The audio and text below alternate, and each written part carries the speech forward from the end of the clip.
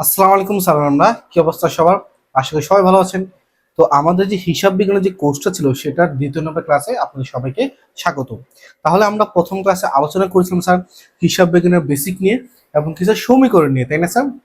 তাহলে আমরা আজকে সমীকরণের যে এমসিকিউ গুলো আছে বা যে সিকিউ গুলো আছে সেগুলো নিয়ে আমরা আজকে আলোচনা করবো স্যার, ঠিক আছে? তাহলে খেয়াল করেন স্যার, তাহলে আমি বলছিলাম স্যার হিসাব বিজ্ঞানের যে সমীকরণটা আছে না, ওই সমীকরণকে উপাদান কয়টি? ওই সমীকরণের উপাদান হচ্ছে তিনটি। একটা হচ্ছে এ, এল, ই। যদি আমরা সমীকরণ উপাদানকে সাজায় লিখি তাহলে এইভাবে আসে, এ সমান সমান এল প্লাস ই। এটা আমরা নিয়ে আলোচনা করেছিলাম, তাই না? এখন কোশ্চেন হচ্ছে স্যার, এখানে আমি কয়েকটা সমীকরণ লিখছিলাম। এখন আপনি এখানে বলতে হবে এখানে কোনটা সঠিক। তাহলে তোমরা সবাই প্রথমে বলতে পারো হ্যাঁ স্যার এখানে প্রথমটা মানে যেটা মিলে যাচ্ছে এ সমান সমান এল প্লাস ই, এটা সঠিক। আর এখানে আমি স্টার দিলাম কারণ হচ্ছে কি এটা হচ্ছে মৌলিক মৌলিক সমীকরণ, ঠিক আছে? কারণ এখান থেকে আমরা মূলত কাজগুলো করবো স্যার। তো এটা হচ্ছে মৌলিক সমীকরণ। বলতে পারেন হ্যাঁ স্যার প্রথমটা সঠিক, কিন্তু বিষয়টা হচ্ছে এরকম না। বিষয়টা যে এখানে মানে আরো যে তিনটা আছে ওই তিনটাই স্যার সঠিক। মানে টোটাল এখানে চারটা যে সমীকরণ আছে চারটাই কি স্যার আপনার সঠিক। মানে কিভাবে স্যার? যদি আমি প্রথমটা আলোচনা করি, এটা তো আপনারা জানেন এটা হচ্ছে মৌলিক সমীকরণ, এটা স্যার সঠিক, তাই না? সেকেন্ডলি খেয়াল করেন স্যার, দ্বিতীয় নম্বর যে সমীকরণ আছে এখানে কি স্যার এ সমান সমান ই প্লাস এল, তাই না?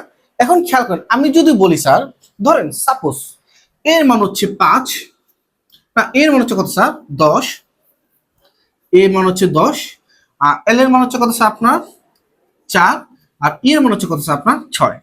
তাহলে দেখেন 4 আর 6 যোগ করলে কত হবে 10। এখন যদি আমি এটা যদি উল্টে লিখি স্যার, দেখেন মানে ই যেটা এটা হচ্ছে কি স্যার 6, আর এল যেটা সেটা হচ্ছে 4, তো সেম 10ই আসবে, তাই না? মানে ব্যাপারটা হচ্ছে আপনি 4-এর সাথে 6 যোগ করলে 10ই আসবে, অথবা 6-এর সাথে 4 যোগ করলে 10ই আসবে। তার মানে কি আপনি এল প্লাস ই যা কথা, ই প্লাস এল একই কথা। বুঝতে পারছি স্যার? তো মানে দ্বিতীয়টা কি স্যার আপনার সঠিক। আর আমি আবার একটা জিনিস বুঝাই, সমীকরণ মানে কি স্যার? সমীকরণ মানে যা দুইটা দিক কি স্যার সমান থাকবে। আমরা দেখেন এখানে এর মান কত 10, আর এই দুইটা যোগফল কত আসে 10। তার মানে কি স্যার সমান হয়ে গেছে, তাই না স্যার? এটাই কিন্তু সমীকরণ, তাই না স্যার? কারণ এই কনসেপ্ট আমার একটু পরে কাজে লাগবে। সেকেন্ড যেটা খেয়াল করুন স্যার, সেটা হচ্ছে এল সমান সমান এ মাইনাস ই। কারণ আপনি চিন্তা স্যার এটা তো সম্ভবই না। হ্যাঁ এটা সম্ভব স্যার, কিভাবে আমি একটু খেয়াল করুন স্যার। দেখেন দেখেন আমরা আমরা মৌলিক যে সমীকরণ সেটা কি পেয়েছিলাম, এ সমান সমান এল প্লাস ই, এটা পেয়েছিলাম না স্যার? এটা তো মৌলিক সমীকরণ। এখন আমরা যদি এইটাকে এই পাশে আনি আর একে যদি ওই পাশে নিই তাহলে কি হয়? তাহলে খেয়াল আমরা কিন্তু আনতে পারি, তাই না স্যার?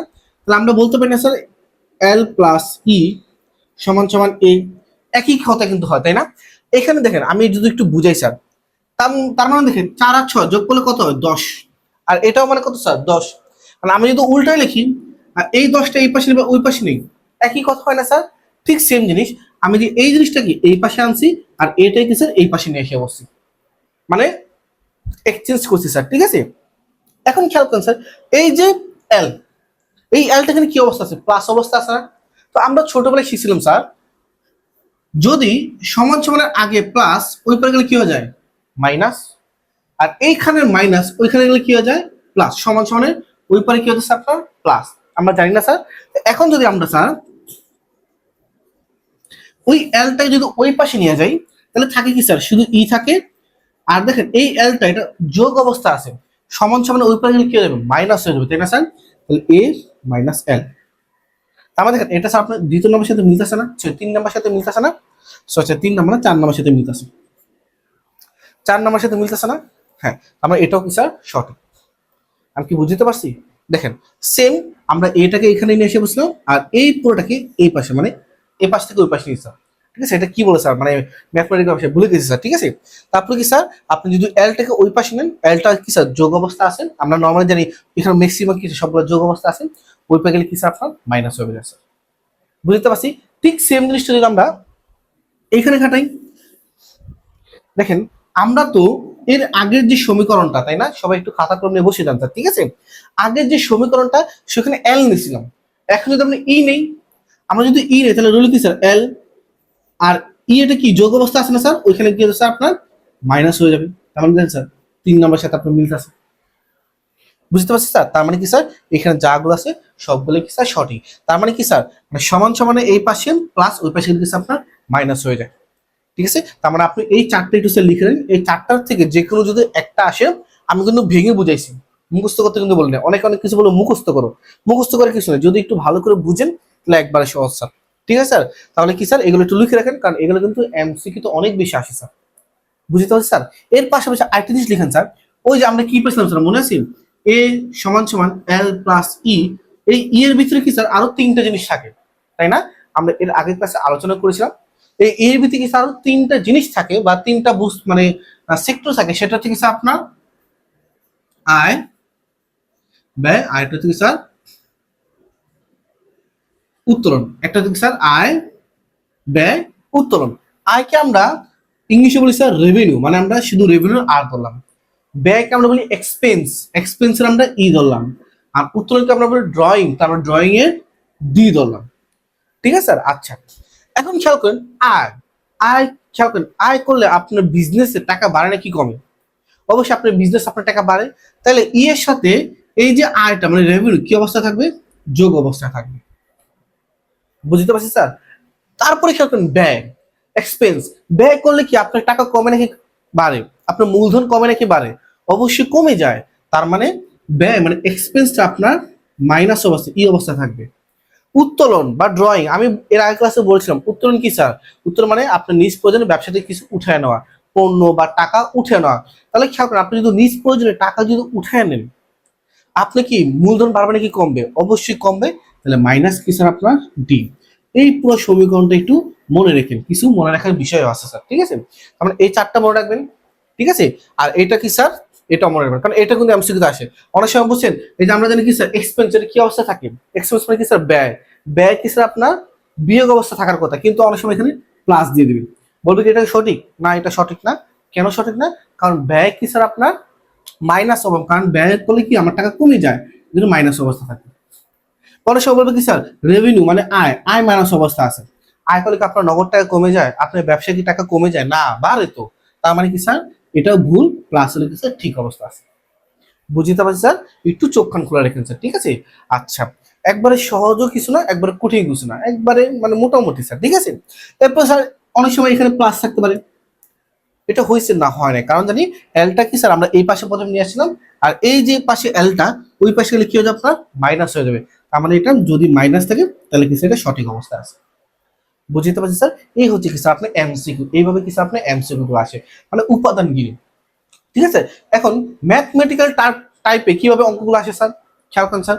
আমি যদি একটা উদাহরণ দেখি স্যার, আমি এটা মুছে ফেলাম, সবাই এটা তাতে তুলে ফেলেন স্যার। হ্যাঁ, এই স্যারটা তাতে তুলে ফেলেন স্যার। আমি ধরেন একটা উদাহরণ দিলাম, আমি নিজে বানিয়ে দিলাম স্যার, উদাহরণ দিলাম। একটি কোম্পানিতে, একটি কোম্পানির সম্পদের পরিমাণ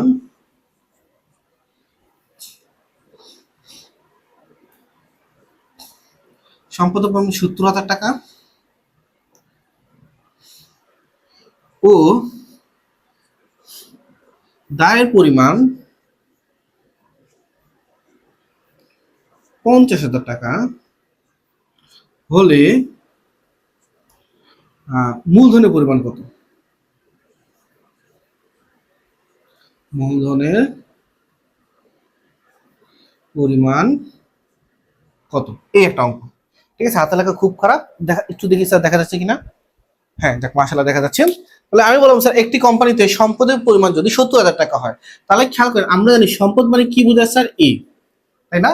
যাক আলহামদুলিল্লাহ আমার দেওয়া আছে, আমি কিন্তু এর আগে ক্লাসে আলোচনা করেছিলাম। ঠিক আছে, এ মানে সম্পদ, এল মানে দেয়, ই মানে মালিকানা সত্ত্ব বা মূলধন। তা আপনার এর পরিমাণ দেওয়া আছে কত স্যার? ৫০,০০০ টাকা, ৭০,০০০ টাকা। আর দায়ের পরিমাণ মানে এল এর পরিমাণ দেওয়া আছে কত স্যার? আপনার ৫০,০০০ টাকা। তাহলে ই যেটা আছে, ই সমান সমান কত ওয়াট? কারণ আপনার মূলধন পরিমাণ চেয়েছে, তাই না? তো এটা আমরা কিভাবে করবো? তো খেয়াল করেন, আমরা প্রথমে সমীকরণ লিখবো স্যার, এ সমান সমান এল প্লাস ই, তাই না? আপনার কি দেওয়া আছে স্যার? আমার সম্পদের পরিমাণ দেওয়া আছে ৭০,০০০ টাকা, সমান সমান দার পরিমাণ দেওয়া আছে কত স্যার? আপনার ৫০,০০০ টাকা। আর ই এর পরিমাণ কি আমার দেওয়া আছে? না, ই এর পরিমাণ আমার দেওয়া নেই, আমাকে ই এর পরিমাণটা বার করতে হবে। এটা আমরা কিভাবে বার করবো? এখন খেয়াল করেন, আমরা কি করবো জানেন স্যার? আমরা এই সমীকরণটাকে উল্টায় দিব। ওই যে আমরা এইগুলো ক্ষেত্রে যা করছিলাম স্যার, বুঝছেন স্যার? সমীকরণকে আমরা কি করছি? উল্টায় দিব। যদি আমরা খেয়াল করি, যদি উল্টায় দিই, এই যে কি পেয়েছিলাম স্যার, এ সমান সমান এল প্লাস ই, আমরা যদি এইটা এই পাশে আনি, এল সমান সমান ই, আর এটা যদি এই পাশে নিয়ে যাই তাহলে কি স্যার এ হয়। বুঝতে পারছি? কিছুক্ষণ আগে আলোচনা করছিলাম স্যার, এই যে এই সিটটাকে আমরা এই পাশে নিয়ে আসলাম আর একে আমরা এই পাশে নিয়ে আসলাম, তাহলে কি হয়? তাহলে খেয়াল করে দেখেন স্যার, যদি লিখি বা, আমরা এখানে এল প্লাস ই, এল মানে কি, এল মানে হচ্ছে কি স্যার আপনার দায়, তাই না? তার মানে দায়ের পরিমাণ কত স্যার আপনার 50,000 প্লাস ই প্লাস এ হচ্ছে আপনার 70,000। বুঝতে পারছেন? এই যে এল, এল মানে হচ্ছে দায়, দায়ের পরিমাণ কত আছে 70,000। ই, ই এর মান কি দেওয়া আছে? ই এর মান তো দেওয়া নেই, এই জন্য ই এর মান ই, দুইটা পরস্পর কি অবস্থা আছে, যোগ অবস্থা আছে, মাঝখানে কি স্যার প্লাস, আর এ মানে কত 70,000, আমরা এখানে 70,000 টাকা নিচ্ছি। বুঝতে পারছি স্যার? আচ্ছা যাক, আলহামদুলিল্লাহ। এখন খেয়াল করুন, এই যে এই 50,000 ওই পাশে গেলে কি হয়ে যাবে, মাইনাস হয়ে যাবে না? আমরা আলোচনা করছিলাম স্যার, দেখেন এই যে এল, এই এলটা সমান সমান উপরে গেলে কি হয়ে যাবে, মাইনাস। তার মানে দেখেন আমরা যে এটার সাথে মিলতেছে, কিন্তু এই যে এটার সাথে মিলতেছে, দেখেন ই মানে কি মূলধনের পরিমাণ যদি চাই তাহলে সম্পত্তি আমরা দায় বিয়োগ করবো, ঠিক সেম আমার কিন্তু মিলতেছে। আমরা কি করবো স্যার, আর যদি ই লিখে এখানে বাকি হলো ই, আর 70,000 থেকে যদি আপনার মাইনাস 50,000 হয়ে যায়, তাহলে আমাদের ই এর পরিমাণ কত হয় স্যার, ই এর পরিমাণ আসে 20,000 টাকা। এটা হচ্ছে আপনার অ্যান্সার, এটা হচ্ছে কি স্যার আপনার অ্যান্সার। বুঝতে পারছি স্যার? এটা হচ্ছে আমি একটু বুঝলাম স্যার, ঠিক আছে, মানে ম্যাথমেটিক্যাল টাইপে এগুলা মিলিয়ে আমি আপনাকে বুঝলাম স্যার, ঠিক আছে। এখন এইটা আমি বুঝলাম, ঠিক আছে, খাতাগুলো বুঝলাম। এখন এটা শর্টকাটে করা যায়, এটা কিন্তু আরেকটা নিয়ম, শর্টকাটে করা যায় কিভাবে স্যার, দেখেন আমি এখানে একটু আলোচনা করছি স্যার। এই জি এ সমান সমান এল প্লাস ই, এটা হচ্ছে আমার সমীকরণ, তাই না? তো মূলত আমরা সমীকরণ বলতে কি বুঝি?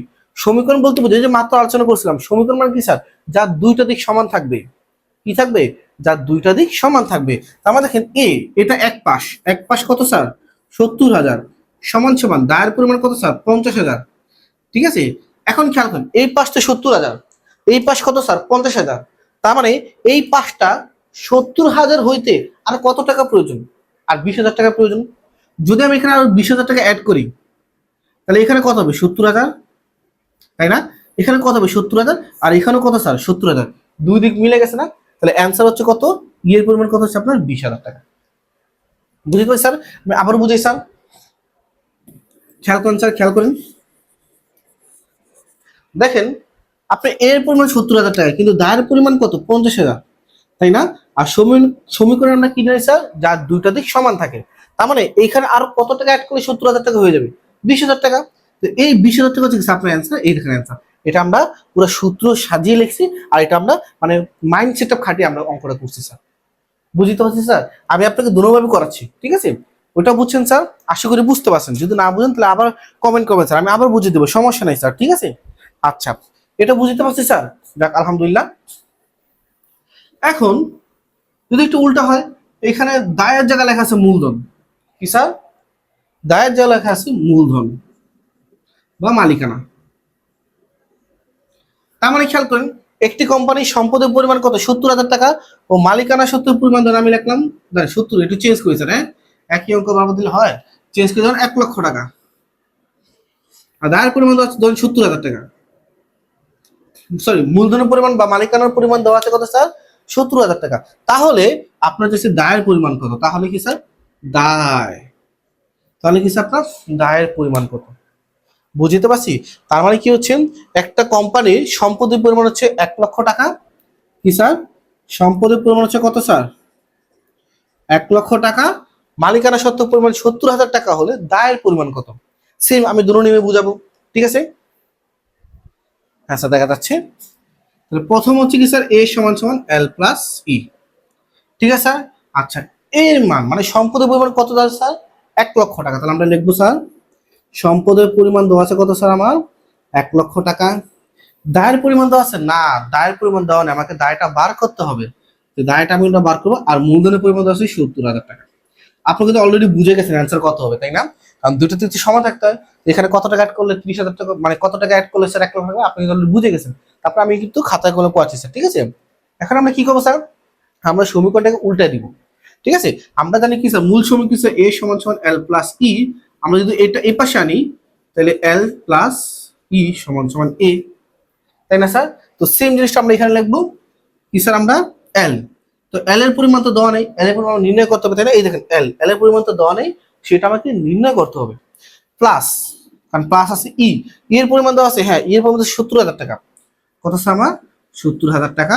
আর এই যে এর পরিমাণ কত স্যার আপনার? 1,00,000 টাকা। বুঝতে পারছি? এর পরিমাণ কত স্যার আপনার? 1,00,000 টাকা। ঠিক আছে, এখন এই দেখেন আমরা একবার সহজ 70,000 টাকা প্লাস ওইখানে গেলে কি হয়ে যাবে? মাইনাস। তাহলে ওইখানে যদি 70,000 টাকা চলে যায় আর বাকি হলে কি স্যার? শুধু এল, তাহলে 1,00,000 মাইনাস 70,000, অ্যান্সার কত আপনার? দায়ের পরিমাণ 30,000 টাকা। দায়ের পরিমাণ কত? 30,000 টাকা। আপনি তো অলরেডি বুঝে গেছিলেন, তাই না? আপনারা তো অনেক চালাক, বুঝছেন? বুঝে গেছিলেন। খেয়াল করেন, এ সমান সমান এল প্লাস ই, এর পরিমাণ ছিল কত? 1,00,000 টাকা। দায়ের পরিমাণ দেওয়া না, আর এর পরিমাণ দেওয়া ছিল কত আপনার? 70,000 টাকা। তাইলে দায়ের পরিমাণ কত হবে? 30,000 টাকা, কারণ 30,000 টাকা অ্যাড করলেই 1,00,000 টাকা হয়ে যায়, আর এখানে 1,00,000 টাকা মিলে গেছে, তাই না স্যার? একবারে সহজ, কঠিন কিছু না স্যার। বুঝতে পারছি স্যার? এইভাবে মূলত এমসিকিউ আসে, এটা আপনি মাইন্ড সেট আপ করে এমসিকিউ ক্ষেত্রে করতে পারবেন। যদি কোনোদিন আপনাকে স্যার অঙ্ক চায় খাতায় লিখতে হয়, সেই ক্ষেত্রে আপনি এভাবে একটু সাজায় লিখবেন স্যার। বুঝতে পারছি স্যার? আমার আপনার দায়ের পরিমাণ দেখেন, এটাও কিন্তু সত্য প্রমাণিত হয়েছে। আমি কিন্তু সত্য প্রমাণিত করতেছি, ঠিক আছে? এটাও কি স্যার সত্য প্রমাণিত হয়েছে স্যার, ঠিক আছে? আচ্ছা, এখন খেয়াল করেন আরেকটা যদি লিখি স্যার, আরো আরেকটা অঙ্ক বুঝে স্যার আপনাদেরকে। ধরুন একটি কোম্পানির দায় ও মূলধন বা মালিকানা, স্যার মূলধন আর মালিকানা একই জিনিস বোঝায়, ঠিক আছে? দায় ও মূলধন, দায়ের পরিমাণ হচ্ছে কত স্যার? 20,000 টাকা। মূলধনের পরিমাণ হচ্ছে আপনার 30,000 টাকা। হলে সম্পদের পরিমাণ কত?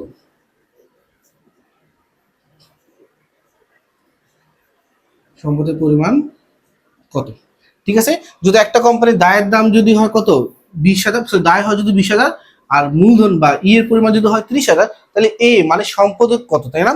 আমরা সূত্র জানি কি স্যার? এ সমান সমান এল প্লাস ই, তাই না? এর মান তো দেওয়া নাই, কারণ আমাকে সম্পদ নির্ণয় করতে বলছে। আর এল এর মান দেওয়া আছে কত? এল এর মান দেওয়া আছে 20,000 টাকা, আর এর মান দেওয়া আছে কত? 30,000 টাকা। তার মানে দেখেন দুইটা যোগ করলে, দেখেন দুইটা যোগ করলে কত? 50,000। তাহলে এর মান কত হবে? অবশ্যই 50,000। এর মান সমান সমান কত হবে? 50,000। ঠিক আছে, এর মান সমান সমান কত? 50,000। তার মানে দেখেন ওই প্রথমের সাথে কিন্তু মিলে গেছে, তাই না? এখন খেয়াল করেন, এই যে দ্বিতীয়টা আমি বুঝাই স্যার। এখন খেয়াল করেন, আমি যদি এইভাবে লিখি ই সমান সমান এল, ই এর মান কত স্যার? 30,000 টাকা। এল এর মান কত স্যার? 20,000 টাকা, তাই না? যোগ করলে কত হবে? 50,000, তাই না?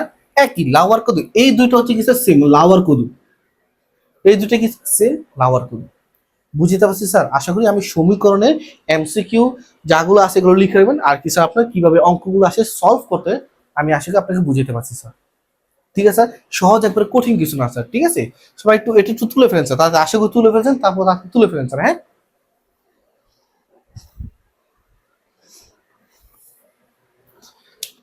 আচ্ছা, সবাই তুলছেন স্যার, যাক আলহামদুলিল্লাহ। তো এখন আমরা আলোচনা করবো স্যার আমাদের লেনদেন নিয়ে, এটা ঠিক আছে? আচ্ছা স্যার, মুছে ফেললাম স্যার, হ্যাঁ।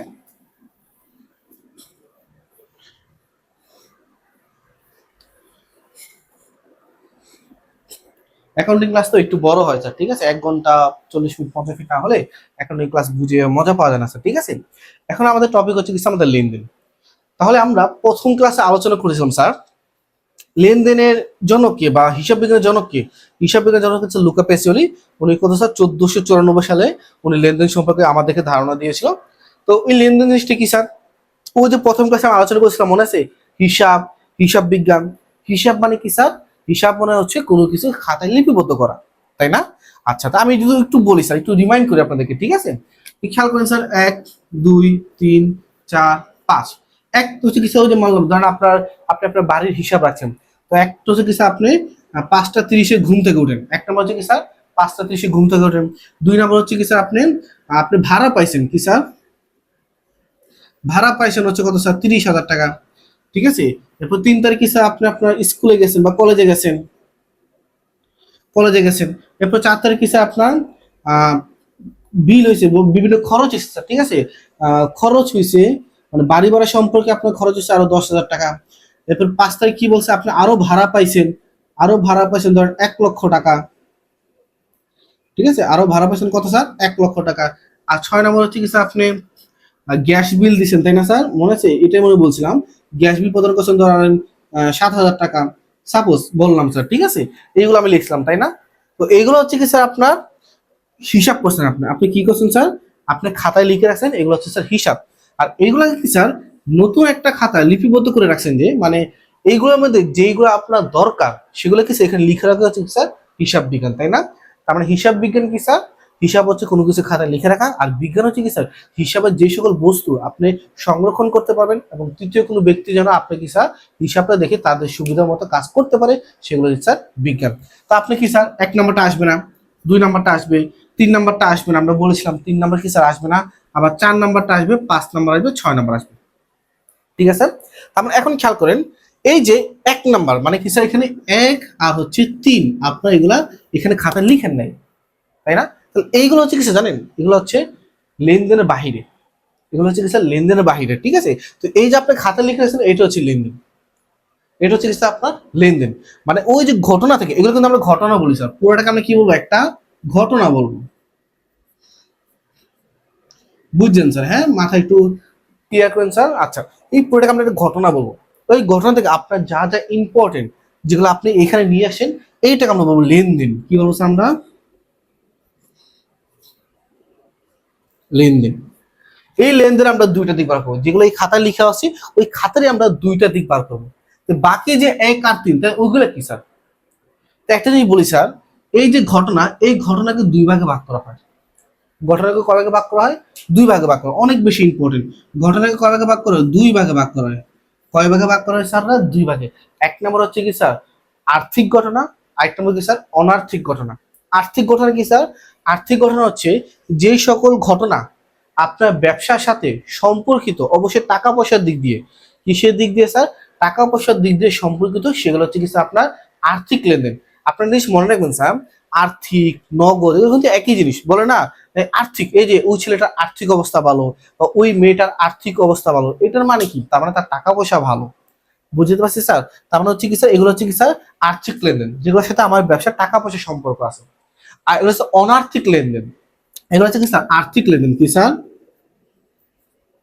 আর্থিক লেনদেন। আর হচ্ছে কি স্যার অনার্থিক লেনদেন, মানে যেগুলোর সাথে স্যার টাকা পয়সা কোনো সম্পর্ক নাই, আর আমার ব্যবসার সাথে কোনো স্যার সম্পর্ক নেই। যদি বলি স্যার খেয়াল করেন, আমি 5টা 30 সকাল 5টা 30 ঘুম থেকে উঠি, যার কারণে কি আপনার এই যে বাড়ি ভাড়ার সাথে কোনো প্রভাব পড়বে না? কোনো প্রভাব পড়বে না।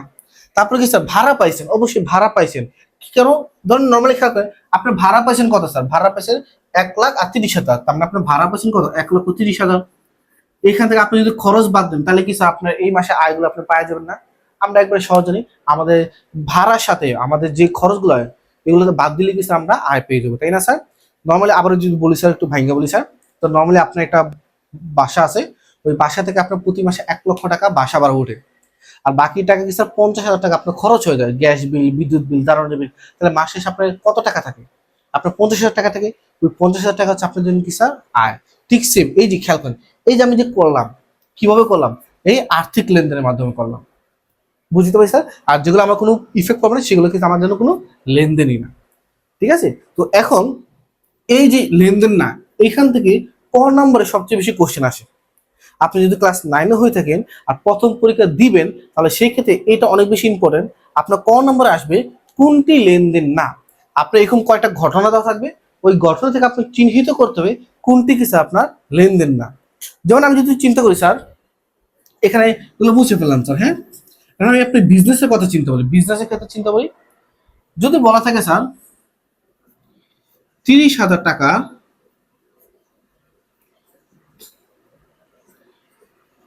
পণ্য ক্রয়, আপনি ব্যবসার খাতিরে আপনি প্রোডাক্ট ক্রয় করছেন, ওই ক্রয়ের দাম হচ্ছে স্যার, মানে প্রোডাক্টের দাম হচ্ছে 30,000 টাকা। এটা কি লেনদেন নাকি লেনদেন না? অবশ্যই লেনদেন, কারণ এটার কারণে আপনার টাকা চলে গেছে। তার মানে কি, যদি টাকা চলে যায় বা টাকা আসে, সেগুলো হচ্ছে কি স্যার লেনদেন।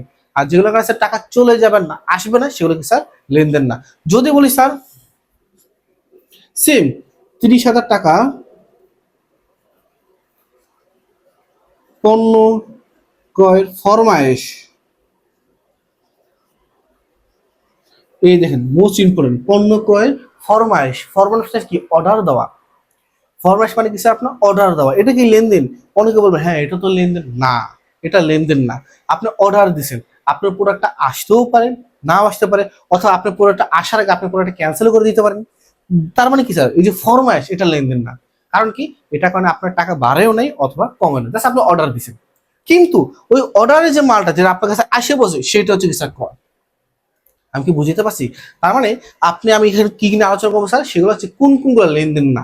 ঠিক আছে, আমি কয়েকটা লিখে দিচ্ছি স্যার, যেগুলো কি স্যার আপনার জন্য লেনদেন না। তো একটা বললাম স্যার ফরমাইশ, একটা বললাম কি স্যার আমাদের ফরমাইশ। আর আরেকটা যদি লিখি স্যার, আরেকটা হচ্ছে কি স্যার আপনার কর্মচারী বা ম্যানেজার নিয়োগ। কর্মচারী বা ম্যানেজার নিয়োগ, নিয়োগ স্যার। হ্যাঁ, ঠিক আছে কি স্যার?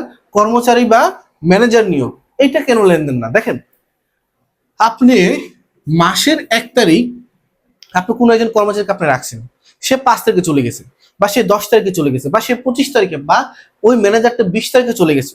আপনি চাইলে কি স্যার তাকে হাফ পেমেন্টও করতে পারেন, অথবা তাকে নাও দিতে পারেন। এটা স্বাভাবিক, এটা চুক্তি অনুযায়ী হয় স্যার। তো খেয়াল করুন, এই যে আপনি যে ম্যানেজার নিয়োগ দিচ্ছেন, তাকে কি আপনি টাকা দিচ্ছেন? তাকে পরিশ্রমের যেটা আছে, পারিশ্রমিক আপনি তাকে বুঝিয়ে দিচ্ছেন? না, আপনি জাস্ট নিয়োগ দিচ্ছেন। সে থাকতেও পারে, নাও থাকতে পারে। দ্যাটস ওয়াই এটা কি স্যার? লেনদেন না স্যার। বুঝতে পারছি স্যার? এটা কি স্যার আপনার জন্য লেনদেন না। এরপর হচ্ছে কি স্যার আপনার ব্যক্তিগত প্রয়োজনে খরচ। কি স্যার?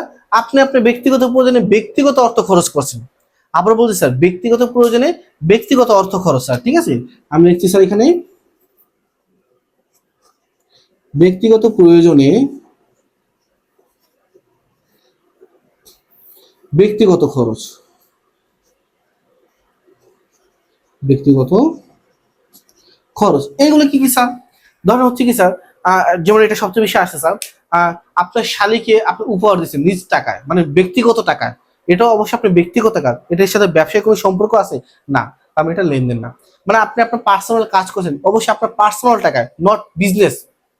যদি বলে আপনি ব্যক্তিগত কাজ আপনি ব্যবসা থেকে নিছেন, তাহলে সেটা হচ্ছে উত্তরণ। আবার বলছি স্যার, যদি ব্যক্তিগত কাজ ব্যবসা থেকে যদি নিয়ে খরচ করেন, সেটা হচ্ছে কি স্যার আপনার উত্তরণ। কিন্তু ব্যক্তিগত টাকা, ব্যক্তিগত খরচ, সরি স্যার, ব্যক্তিগত কি স্যার খরচ, ব্যক্তিগত টাকা যদি আপনি পরিশোধ করেন, সেটা কি স্যার কোনো লেনদেনই না। অবশ্যই আপনি আপনার ছেলের স্কুল বিল দিতে পারেন, অবশ্যই আপনি ব্যক্তিগত টাকায়, এটা লেনদেন না। যদি আপনার ছেলের স্কুল বিল বা আপনার ছেলে যে স্কুল বেতনটা আছে, সেটা ব্যবসা থেকে দেন, তাহলে সেটা উত্তরণ। আমি কি বুঝতে পারছি? এই কয়েকটা আছে স্যার। তারপর হচ্ছে কি স্যার, অর্ডার দেওয়া, ফরমাইশ দেওয়া, ব্যক্তিগত প্রয়োজনে খরচ ইত্যাদি, এগুলো কি স্যার আপনার লেনদেন না। তাহলে যেগুলো লেনদেন না, সেগুলো আপনার পড়ার জন্য অনেক বেশি ইম্পর্টেন্ট। আসতেও পারে, নাও আসতে পারে, কিন্তু যেহেতু আপনি ক্লাস 9-এ পড়েন, সেক্ষেত্রে আসার সম্ভাবনা বেশি। আর বোর্ড কোশ্চেনে কিন্তু 3, 4, 5 এগুলো কিন্তু আসে স্যার। ঠিক আছে, 9, 10 এগুলোর ক্ষেত্রে স্যার আসে। ইন্টারও কিন্তু আসে স্যার, মাঝে মাঝে আসে স্যার। ঠিক আছে, আচ্ছা, তাহলে এই হচ্ছে কি স্যার যেগুলো লেনদেন না। আর যেগুলো লেনদেন, যেগুলো আমরা লিখবো আমাদের খাতায়, ঠিক আছে, সেগুলো কিছু আমরা 2 দিক বার করবো। সেগুলো কিছু আমরা 2 দিক বার করবো। আমি আশা করি আপনি কিন্তু শিখে ফেলেছেন কোনগুলো আপনার জন্য সম্পদ, কোনগুলো আপনার জন্য ব্যয়, কোনগুলো আপনার জন্য দায়। কারণ আমরা যখন 2 দিক বার করবো, আমরা বিবেচনা করব কোনটা আমার জন্য সম্পদ, কোনটা আমার জন্য দায়, কোনটা আমার জন্য মালিকানা সত্ত্ব, কোনটা আমার জন্য আয়।